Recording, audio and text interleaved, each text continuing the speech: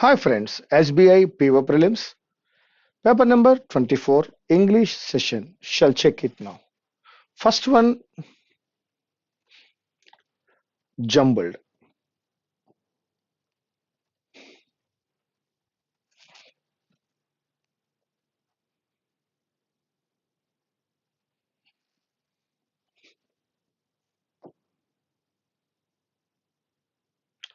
Yes. China holds the key to reigning in North Korea with coercion or otherwise. దేతో start అవ్వదు కాబట్టి బీతో start అవ్వదు. The group అన్నాడు, అది గ్రూప్ అనేది ఏ గ్రూపో తెలియదు కాబట్టి దానితో స్టార్ట్ అవ్వదు. దిస్ వుడ్ హ్యావ్ బీన్ అన్నాడు, దిస్ ఏంటో తెలియదు కాబట్టి స్టార్ట్ అవ్వదు. The examined declaration of the BRICS reiterates the group's commitment to addressing climate change and expanding given green finance and proposes a BRICS bond fund in local currency.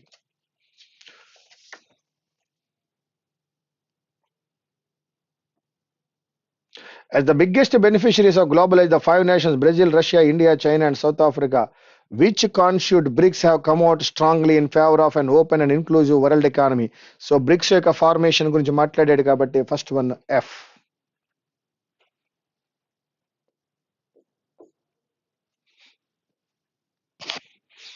As the biggest beneficiaries of globalization,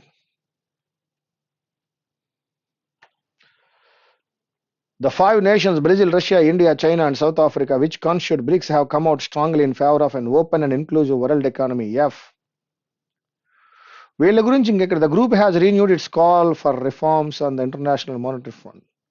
The champion inclusive globalization. ఇదే globalization గురించి ఎక్కడ మాట్లాడుతున్నాడు below. The champion inclusive globalization and a rules-based, transparent and multilateral trading system, even as the US wants bilateral agreements that put America first and Europe focuses on internal turmoil. So that FB.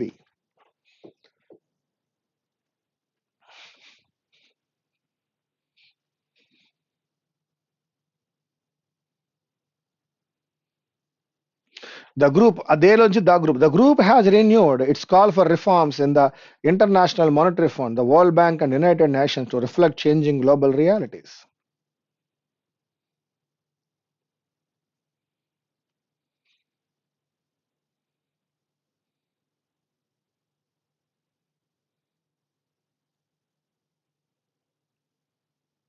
Yes. అదే అనే విషయంలోనే మళ్ళీ group గురించి మాట్లాడాడు కాబట్టి I can go with the C. Declaration of the BRICS reiterates the group's commitment. అలా group గురించి మాట్లాడుతున్నాడు. ఎక్కడ మాట్లాడుతున్నాడు అంటే ద గ్రూప్స్ కమిట్మెంట్ అంటూ గ్రూప్ గురించి మాట్లాడుతున్నాడు ఈలో కాబట్టి అక్కడ గ్రూపు ఇక్కడ గ్రూపు సరిపోయింది.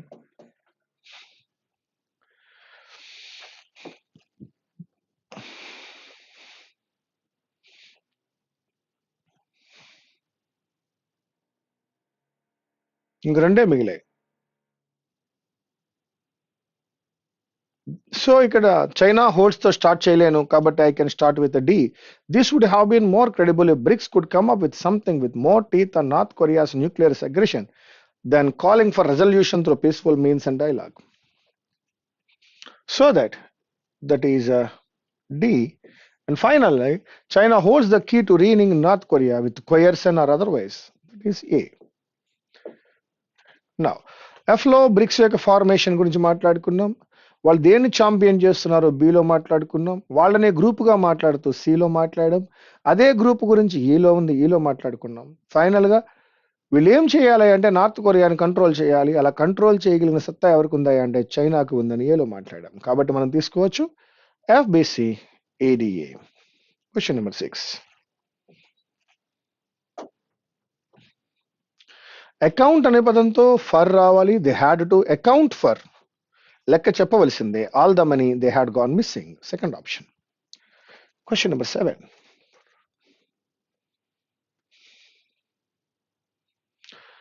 The police were acting on a tip. ఒక వాళ్ళకి అందినటువంటి సమాచారం ప్రకారం దాని మీద వాళ్ళు యాక్ట్ చేస్తున్నారు. So the police were acting on a tip from an informer. First one. The government should be made to answer For their failure. Answer for their failure. Absolutely right. There is no need to change. No correction required. I was late because he bailed me off on the phone. He bailed me up on the phone and would not shut up. అలా మాట్లాడుతూనే ఉన్నాడు. He was late because he bailed me up. He bailed me up. That is first option. The government has started a campaign to stamp out drugs. Stamp in కాదు. Stamp out drugs అంటే drugs లేకుండా చేయాలని in schools.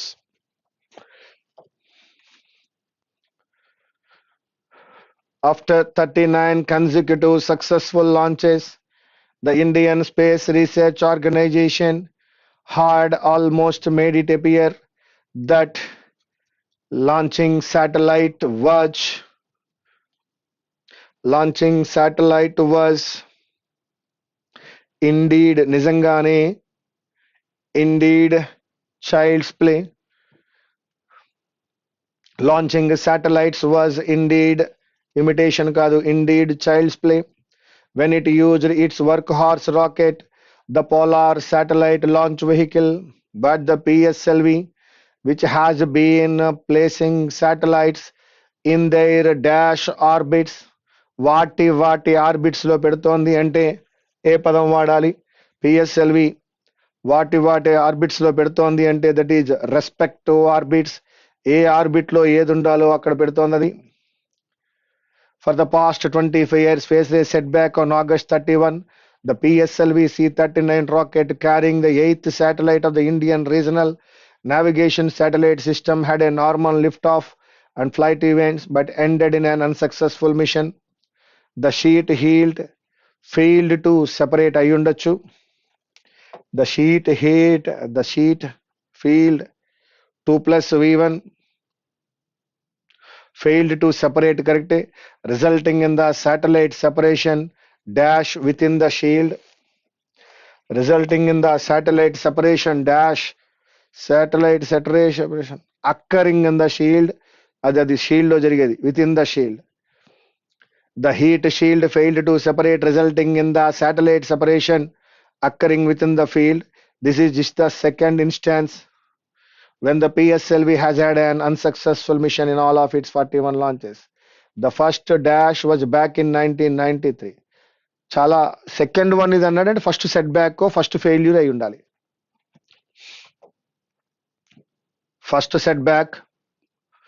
First setback was in 1993. Over the year, the PSLV has played a pivotal role in ISRO's program, and this February set a world record by launching 104 satellites in one go. With such an enviable track record, the failure of the mission this time almost comes as a surprise. This is especially so as the liftoff and the stage separation of the first and second stages, which are the most challenging parts of the mission, went off. ఎలా జరిగాయి challenging అన్ని కూడా ఎలా జరిగాయట? went off smoothly in comparison. Yes. In comparison, the heat shield separation is a relatively minor operation which takes place once the rocket crosses an altitude of 100 to 110 kilometer, and the temperature of the absence of the heat shield will no longer damage the satellite. The failed mission serves as a reminder that utmost care and scrutiny are required before every single launch. While scientists are working to identify the cause of the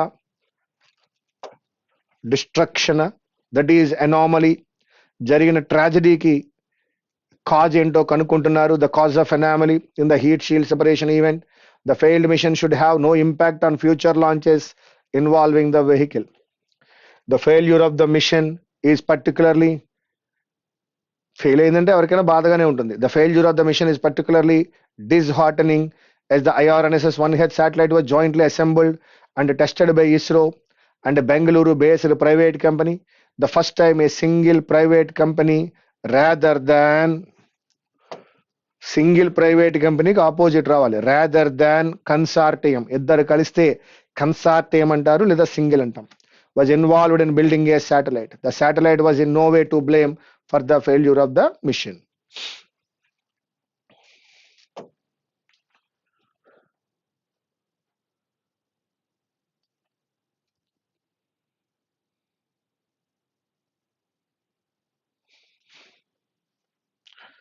A week before marking the first anniversary of his assumption of office, Prime Minister Narendra Modi ends his year of hectic diplomacy with a visit to China.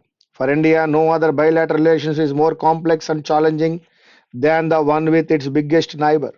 Fortunately, the mistakes that could have been made by India's political leadership in dealing with a big neighbor were limited mostly to the very first decade of the Republic. For half a century, India has been on a learning curve. Jawaharlal Nehru's errors of judgment in dealing with China cast a long shadow on bilateral relations.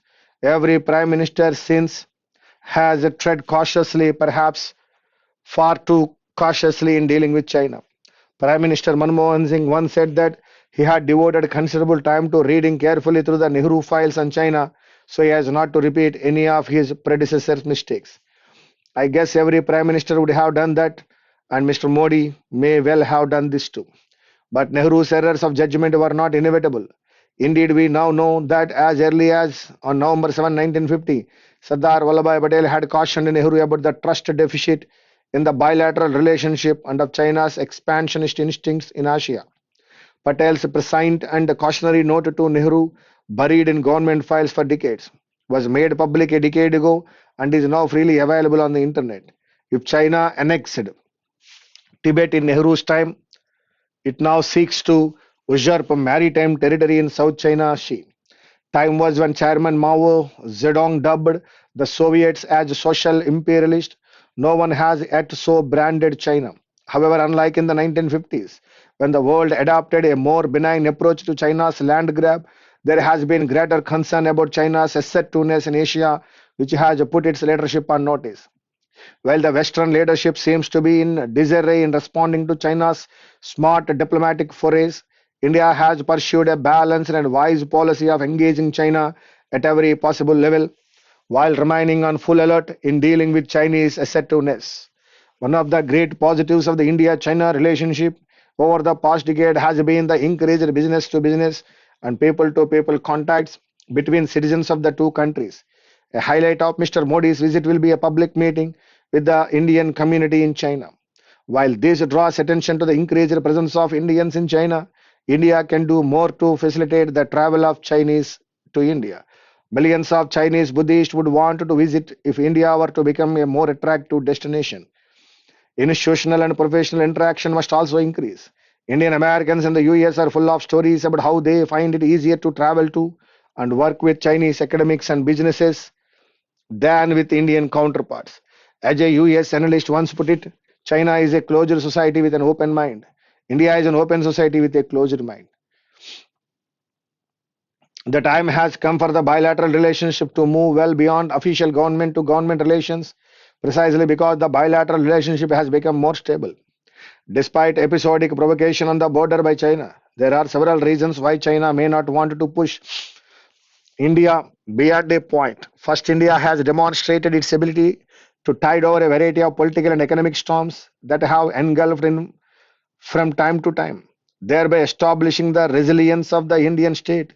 Second, despite all its weaknesses, the Indian economy has demonstrated its capacity to sustain higher rates of economic growth. Third, India's flexible diplomacy has enabled it to widen its geopolitical options. Finally, China's assertiveness in its neighborhood has encouraged many Asian nations to take a more benign view of India's rise. The problem that India's political leadership has dealt with is the coming to terms with China's manifest comprehensive national power. India was lulled into complacency by the myth that the two civilizational neighbors were somehow in the same league merely because both had a population of over a billion. Today, China's economy is 5 times bigger than India's. That China was already in a different league was made brutally clear to India even as early as in 1945 by none other than John Maynard Keynes, who refused to give India the same voting share as that of China in the newly formed International Monetary Fund. Keynes' student J.J. Anjaria, representing the government of India, fought for parity with China but failed to convince Keynes and the Americans. Then came the membership of the United Nations Security Council and of the Nuclear Non-Proliferation Treaty. Make no mistake, the 21st century will not be China's century alone, nor will it remain America's. The geopolitical and geo-economic conditions that enabled Britain to become great in the 19th century and claim that century for itself building a global empire, and that enabled the US to emerge as the dominant world power of the 20th century do not exist for China or anyone else today. The unipolar world of the British and American empires was a historical aberration. European scholarship wrongly viewed all great powers in history as global powers. The global movement of many of them was short lived. At best, they were all continental powers. Multipolarity or polycentric dispersal of power and prosperity defines the normal state of the world. If China succeeds in becoming both a predominant maritime power of the Indo Pacific region and the predominant land power of the Eurasian landmass, it would of course emerge as the dominant world power of the 21st century. China's control of Tibet and its sway over the Eurasian landmass on the one side and its control over South China Sea and the Indo-Pacific region on the other becomes central to any quest for unipolar dominance. But that is not inevitable. If China seeks to dominate the land to its west and the waters to its east and south and thereby emerge as the hegemon of the country, it will force all the other major powers, including Russia, at some point to come together and resist such a build-up. On the other hand, if China rejects such an imperialist view of history and truly believes in the creation of a multipolar world of the pre-imperial era, then it can work with India and other powers of Europe and Asia. What path China chooses for itself will determine how other nations respond to its rise. For India, the task is cut out. At the end of a year of hectic diplomacy, Mr. Modi would have discovered that all the king's horses and all the king's men cannot put the Humpty Dumpty of national power back in shape if its economy crumbles under the weight of the bad policy. A country's international stature and power is built in its fields, factories, classrooms, laboratories, and neighborhoods, not at the high tables of diplomacy nor on television. The business partners. Title: India and China in a multipolar world. Correct. That is correct. Question number 22. Which of the following is true according to the passage? India has always adopted balanced and wise technique against China. Correct. European scholarship wrongly viewed all the great powers. Correct. A country's actual stature and power is built on its core, not in media or not on tables of diplomacy. Correct. All the three correct. A, B, C. Which of the following will help China dominate the world? If it succeed in having good relationship? No. If it succeed to be both a predominant maritime power and land power? Correct. B, correct. Unipolar dominance is perfectly? No. No. Only B. Fifth option. According to the passage, what are the reasons mentioned for China not pushing India beyond a point? Reason ఏంటి అని అడుగుతున్నాడు. Because of the sheer pressure from the UN, because India is a growing nation and China cannot repeat, because India is capable of recovering any economic storm and has widened its geographical reach with the help of its flexible diplomacy. Third one correct. That is the greatness of India. What does the other mean by the world adopted a more benign approach to China's? The other countries were gentle and kind to China's approach. Benign means that all. First one. 26. Aberration అనే పదానికి synonym కావాలి అంటున్నాడు. That is aberration, error. Digression అనుకోవచ్చు, quirk అనుకోవచ్చు, రెండు అనుకోవచ్చు కాబట్టి all the above. 27. ఉజర్ప్ అనే ఒక పదాన్ని ఇచ్చినాడు, దానికి కూడా సినానిమే అడుగుతున్నాడు. రెలింక్విష్, ఎమేలరేట్, అప్రొబేషన్ కాదండి, అప్రొబేటెడ్. వ్యాసిలేషన్ కాదు, ఎమేలరేట్ చేయలేదు, దట్ ఈజ్ ఎక్స్ప్రాప్రియేట్. ప్రిసైంట్ అంటే ముందుగా చెప్పడం అండి, ప్రీ అంటే ముందు, సైంట్ దట్ ఈజ్ ప్రొఫెటిక్, ముందుగా చెప్పడం. సైన్స్, సైంట్ తెలియడం, ప్రీ సైంట్ ముందుగా తెలియడం. అనెక్సెడ్ అని అన్నాడు. అనెక్సెడ్ అనే పదానికి నాట్ ద సినానిమ్ అంటున్నాడు.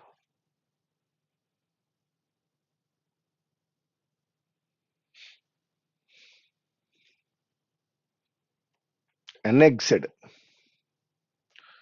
కాంకర్డ్, ఉజర్ప్డ్, గ్యారిసన్ మూడు ఒకే అర్థాన్ని ఇస్తున్నాయి కాబట్టి relinquish.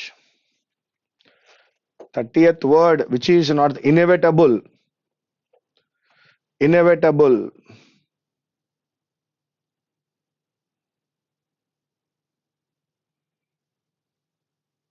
certain, opposite, uncertain. That is the third option.